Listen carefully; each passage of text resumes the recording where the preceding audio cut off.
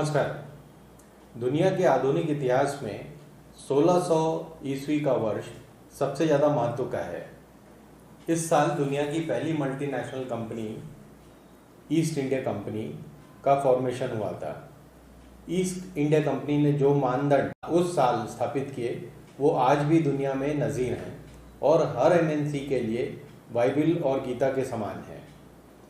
आज तक न ईस्ट इंडिया कंपनी से कोई पावरफुल कंपनी हुई है, न उससे बड़ी कोई कंपनी हुई है और न ही उसके जितनी मोनोपोली किसी ने एंजॉय की है, चाहे वो गूगल हो, फेसबुक हो या कोका कोला।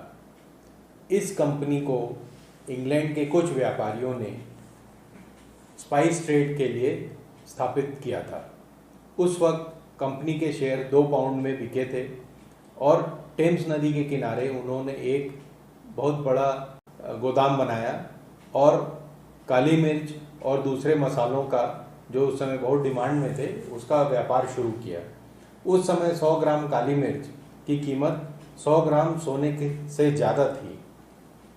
इसी तरह एम्स्टर्डम में भी एक ईस्ट इंडिया कंपनी का फॉर्मेशन हुआ था, लेकिन ब्रिटिश ईस्ट इंडिया कंपनी उससे कई गुना बड़ी थी। कंपनी के बनने के 50 साल के अंदर ही इंग्लैंड में तबाही मच गई और व्यापारियों ने राजघराने को भी बौना कर दिया। 1649 में ब्रिटेन के लंदन के एक चौराहे में ब्रिटेन के महाराजा का सिर काट कर टांग दिया गया। राजघराना खत्म हो गया। फिर राजा के सामंतों और व्यापारियों के बीच में सुलह समझौता हुआ और 1660 में राजघराने को फिर जिंदा किया गया। फिर 1688 से लेकर आज तक ब्रिटेन का राजघराना पूरी तरह से सामंतों और व्यापारियों के कब्जे में है और उनके अधीन सा है। राजा रानी के नाम पर जनता को देशभक्ति की घुट्टी पिलाई जाती है और पार्लियामेंट में जो ब्रिटिश राजनेता हैं वो रानी के नाम पर अपनी मनमानी करते रहते हैं। यह एक सोची समझी और अच्छे से प्रिसाइसली एग्जीक्यूट की गई साजिश है। राजा रानी और रॉयल फैमिली का ड्रामा आखिर किसको पसंद नहीं है। तो इस चीज़ का फ़ायदा व्यापारियों ने और सामंतों ने उठाया है। ईस्ट इंडिया कंपनी के व्यापारियों ने रानी के नाम पर एक बहुत बड़ी फर्जी आर्मी जमा करनी शुरू कर दी। वो दुनिया की पहली मर्सनरी फाइटिंग फोर्स थी।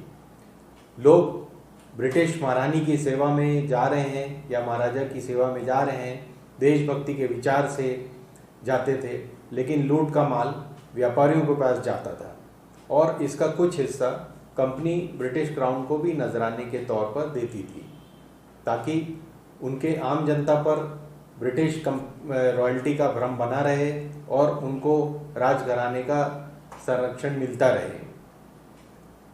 यहाँ ये याद रखने की ज़रूरत है कि ब्रिटिश रॉयल्टी मुग़ल वंश की तरह कोई एक परिवार नहीं है, इसलिए वंशजों की एक पूरी कार्यप्रणाली तैयार करके रखी जाती है ताकि जब जिसे मनाया सिंहासन पर बैठा दिया जाए, ताकि सिंहासन खाली न रहे। और यह आडंबर इतना ज़बरदस्त है कि आज भी रानी एलिजाबेथ के फ्यूनरल देखने में लोग मगन हैं, क्योंकि सबको पता है कि ये ब्रिटिश रॉयल फैमिली है और इसका अगला राजा भी डिसाइडेड है। ब्रिटिश रॉयल्टी की ब्रिटेन में वही हैसियत है जो भारत में राष्ट्रपति की है। जिस तरह राष्ट्रपति बड़े से राष्ट्रपति निवास में रहता है, ढोल डमाके आडंबर के साथ निकलता है, उसी तरह ब्रिटेन का राजा या रानी सदियों से बकिंगम पैलेस या इसके जैसे सैंडरिंघम पैलेस वगैरह में कैद है। दोनों के पास सत्ता का कोई भी पावर नहीं है और दोनों ही अपने प्रधानमंत्रियों के अधीन हैं और उनके एडवाइस पर निर्भर करते हैं, उन्हीं के एडवाइस पर उन्हें चलना पड़ता है। भले ही अंग्रेज़ी सम्राट युद्ध की घोषणा कर दे, वे वास्तव में तो युद्ध नहीं कर सकते। केवल प्रधानमंत्री और अन्य राजनेताओं और सामंतों अधिकारियों ही के ऊपर ही युद्ध की पूरी कार्यशैली और सब कुछ नियम कानून निर्भर करेंगे। राजा के पास असली राष्ट्र शक्ति, असली सत्ता की शक्ति नहीं है, पहले भी नहीं थी और अब भी नहीं है।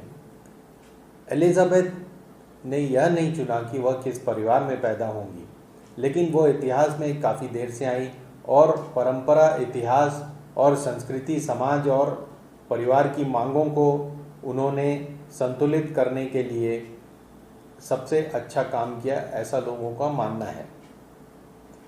पिछले 70 सालों में उन्होंने ऐसा कुछ भी नहीं किया जिससे ब्रिटिश रॉयल्टी के ऊपर कोई धब्बा लगे। एलिजाबेथ लेकिन 400 सालों के हिंसक इतिहास को वो नहीं उलट सकती थी। उनके पूरे परिवार में कोई ऐसा नहीं था जो उसको उलट सके। और क्योंकि यहाँ पर ऐतिहासिक ताकतें काम करती हैं, बहुत से अमीर मिलकर एक ब्रिटिश परिवार को चला रहे हैं, क्योंकि वही ऐसा कर सकते हैं। रानी और उसके सभी पूर्वज नरसंहार के लिए समान रूप से जिम्मेदार हैं, क्योंकि उनके नाम पर ही यह नरसंहार किया गया है। सब कुछ राजा रानी के नाम पर किया जाता रहा है, भले ही इसके पीछे अदृश्य शक्तियां हैं। लेकिन राजा रानी भी इसके बारे में कुछ नहीं कहते थे, क्योंकि उन्हें अपना आडंबर पसंद है, उन्हें अपना तमाशा पसंद है। आयोजनों में जाकर मूर्खतापूर्ण किस्से कहानी सुनाना पसंद है और हर जगह स्वागत किया जाए, ये किसे अच्छा नहीं लगता। अंतिम सत्य यह है कि एलिजाबेथ ने 70 साल के अपने राज्य में सिर्फ गोरों की मारकाट और लूटपाट पर पर्दा डालने का काम बखूबी किया है, और सिर्फ इसलिए ही वह एक सफल रानी हैं या थीं। नमस्कार। हिंदुस्तान जिंदाबाद।